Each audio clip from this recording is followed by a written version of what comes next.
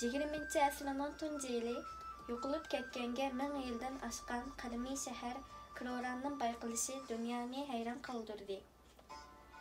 Kroranning tepilib dunyoda mundaq zilzila qo'zg'ashida Kroranliklarning avlodi Lopluq Uyg'ur yigit Ördek va Shvetsiyalik Sevin Yidinning tükkisi zo'r bo'ldi. Mana aradan 100 yil o'tibdi.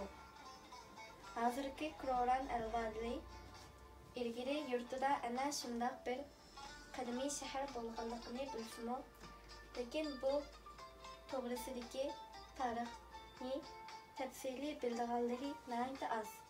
Biz tarixni bilmaslik o'z ota-onasini tanimaganga barobar. O'z maqsadining bundaq to'salg'usiz amalga oshganligidan qattiq hayajonga cho'mgan edi. Men yandim.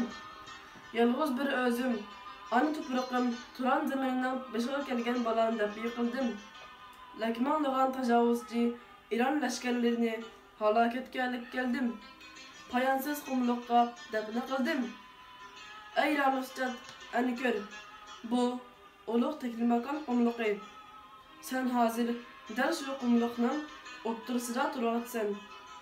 To'rt tarafning qaysisiga mangsangmi, baribir 7 kunlikdan yo'l. Oziqoң, suyuң tugidi.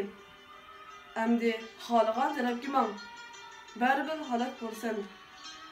Madem odamga amal qilmadan damsina, men o'z xalqim, ona tuproqim oldida qilgan va'damga amal qildim. Cheksiz iztirobga tushgan Ramusjat qilichini shartda sug'urib, mag'rur qiyofatda qarab turgan Shiroqqa qilich chopdi. Shiroqning kallasi qum ustiga tushdi, tenimi g'ulab tushdi. Onun qani 3-qatim o'z tuprog'iga to'kildi. Shunday qilib, vatanparvar qahramon Shiroq bir o'zi qurban berish badaliga lakman kishilik zo'r İran qo'shinini Teklimakan cho'lida halok qilib, Turan zaminini tajovuzchilarning istirosidan saqlab qoldi. Shiroq Uyg'urlarning obraziga vakillik qila oladigan haqiqiy bir qahramondir.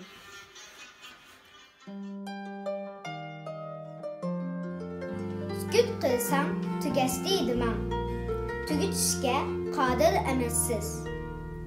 Sizni tugatmay turib, tuydigan Uyg'ur emas biz.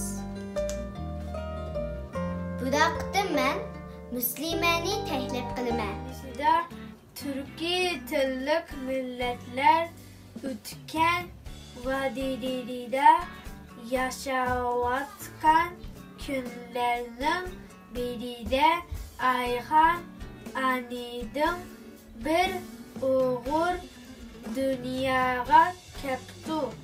Bu o'g'il yuzi ko'k, yig'izi cho'g'dak qizir, ko'zlari al, chachlari ve qashlari qapqara ajoyib chiroyli tug'ilibdi. Anasining o'g'il sutini bir qitim yemibla qayta emmabdi.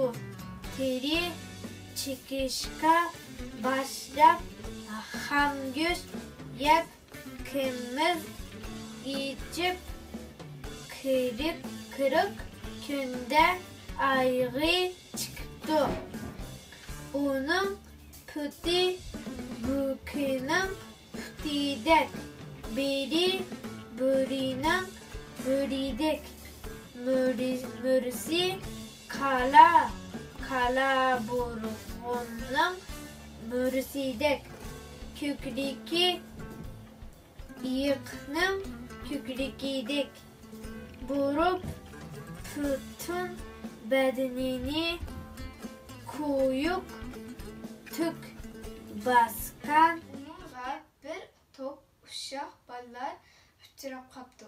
Efendim, balalarga külüp durup, kim mening xurjunumdaki narsinin nimilikini tepib olsa, men shuni yo'g'on bir shaptul bilan mukofotlayman depdi.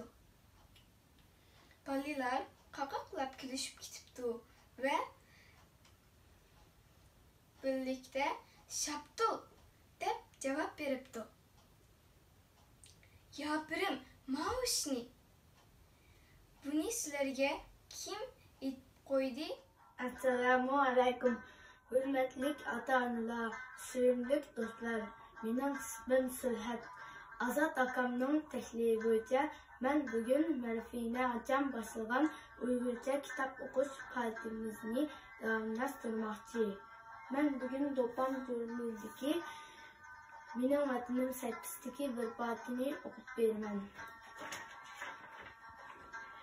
Tangritaq, vatanimizning taqdiriyotlari nihoyat ko'p.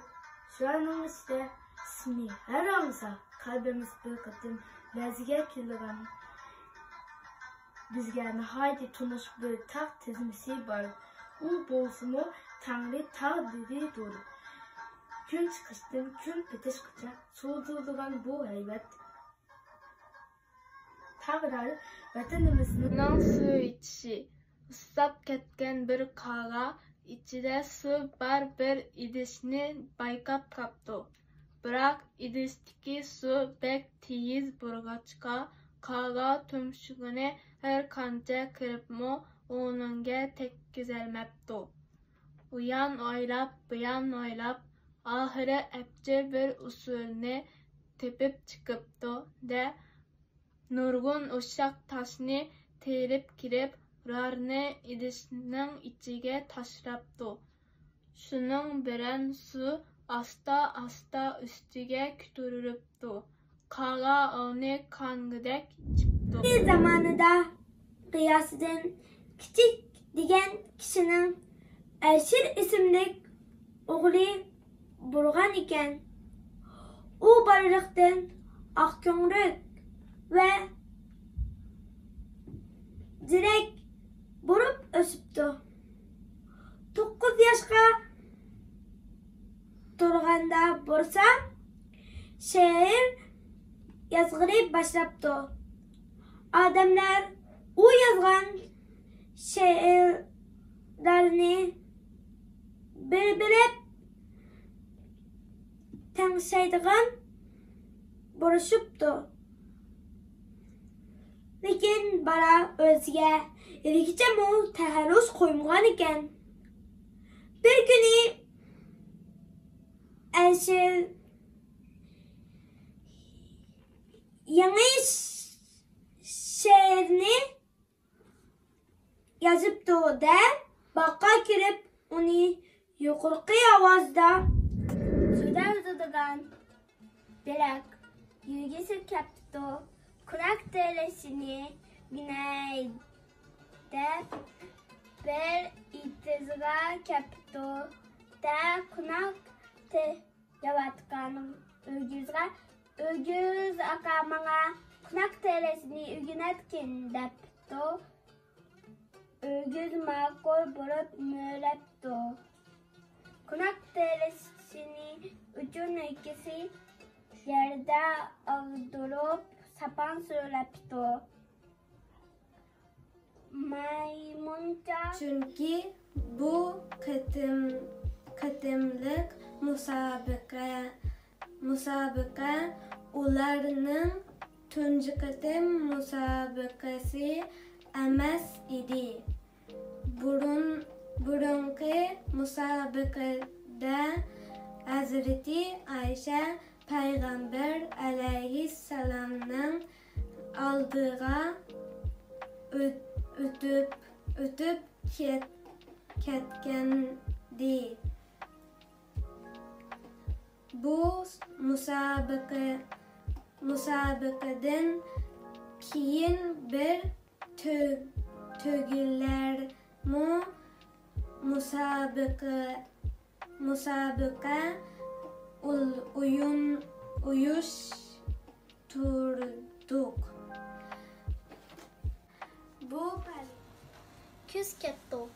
Ular yana o'rmonlikqa beribdi. Bu chaqda daraxtda mevalar pishib ketgan ekan. Ayiqchoqning daraxtlarini kesishga zodila ko'zi qiymabdi. Qish kepti. Ular yana o'rmonlikqa beribdi. Bu chog'da qushlar daraxtlardan meva qaqarini terib yeyotgan ekan. Ayiqchaqning daraxtlarini kesishga yanıla ko'zi qiymabdi. Aylar o'tibdi. Yillar o'tibdi.